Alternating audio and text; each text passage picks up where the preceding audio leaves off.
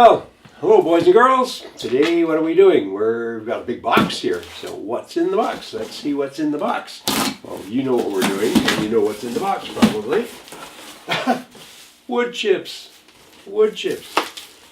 Oh my God. Look at this. Look at this. Oh geez. Wow. Okay.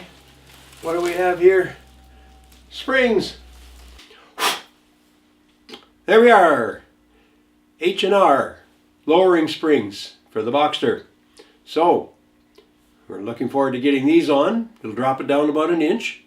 I've got the B6 Bilstein B6 shocks on that I put on a few months ago. Nice and solid now. Just want to drop it a little bit. So that's what we're going to be doing today.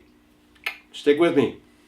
So in preparation, we've taken off the wheels, and next thing that we're going to do is take off. I've opened the frunk, and I'm going to be taking off this panel here, because underneath we'll have access to the 4 bolts that where the struts come up and are attached in the top here. Okay, here we're just taking off this wheel speed sensor. So here I'm using a number 8 Allen socket. Now, before you pop these calipers off, you remember to take their brake line coming down here, and it comes into this little clip right here. There's a 10mm bolt that's in there, about 10mm socket head that fits on this. You have to take this off, so this is loose. Then we can take this off, because otherwise you'll bend your brake lines. No good. There we go. And we'll just hang these over here with this professional brake hanger, courtesy of my local dry cleaners. So I've got the wheel carrier supported by a jack, and I'm going to be loosening off these 3 bolts, taking off these 3 bolts here. Normally this should drop down. I'll lower it down with the jack. The secret to getting the wheel carrier down low enough in order to swing out the strut, clear the fender, is back here at the end of this control arm, coffin arm if you like. At the back of this there's a bolt, goes through, you can see, goes through here into the frame. Now you need to get in there. You have to drop this plastic panel down. You need to get in there and just loosen that bolt up. You don't have to. Don't take it out. Just loosen it off, half a turn maybe, something like that. You'll feel it. It makes all the difference in the world, and that thing will just drop down quite easily. I supported it here with my floor jack, and just let the thing come down as it wanted, just by undoing the 3 bolts on the top and letting it come down until it cleared.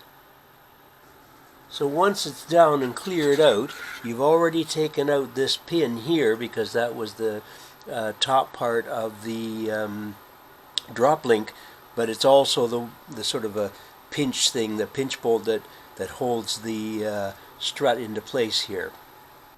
So now I've got the strut over here on my workbench. I took out the top nut with an Allen wrench in the top, and it's a 21mm nut that was on the top of that. I don't have a 21mm, but I do have a 22, and the 22 seemed to not slip on it, and it was fine.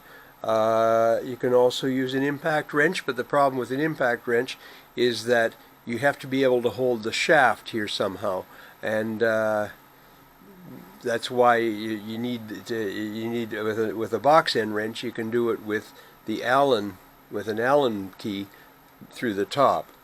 And now that was a 7mm Allen key, and as I say, a 21mm box end wrench that I used. Well, I used the 22, but what it takes is a 21 normally. Now here, with the shorter spring, I can probably almost compress this by hand, Yes, I can. Oh boy, a little bit tight, but I'm going to put my strap, my gear, one of these gear straps back up, just to pull it down a little bit, you know, to tighten these springs up just a little bit, so not give myself any grief, just to put that on.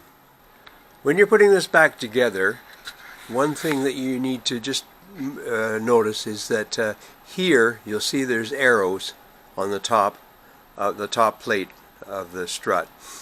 These arrows go towards the front and back of the car, and you can see, come down here, you can see that this thing here, this is what this little key sort of thing is what fits into your wheel holder, and so you know that goes in towards the car, so this has to be perpendicular to that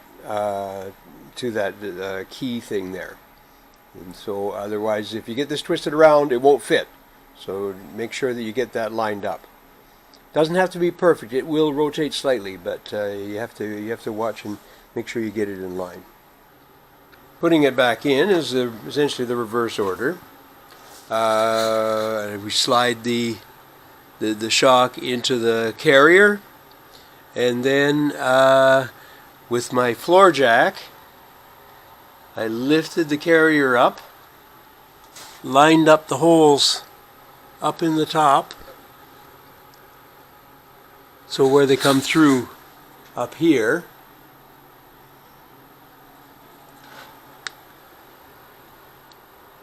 just by hand, jacking up at the same time and lining them up, letting them go up through the holes. And then just tighten these guys down. Normally you should mark these where they are before you take them off.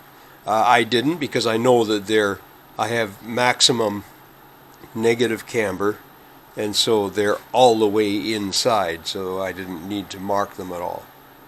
And I'm going to torque these down. I'll have to look up the torque numbers for that.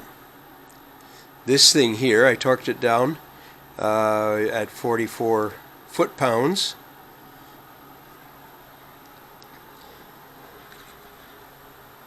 And now I just put everything back together there, and then the only thing that we need to do is that nut on the back of that control arm, that nut that I loosened off to give me lots of free play, has to be tightened back down.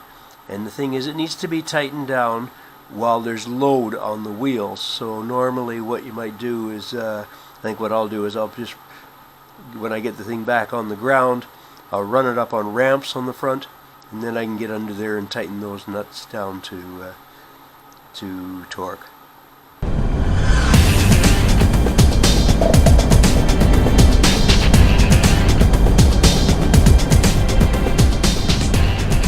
Hope you've enjoyed this video. Please click the subscribe button and leave any comments below.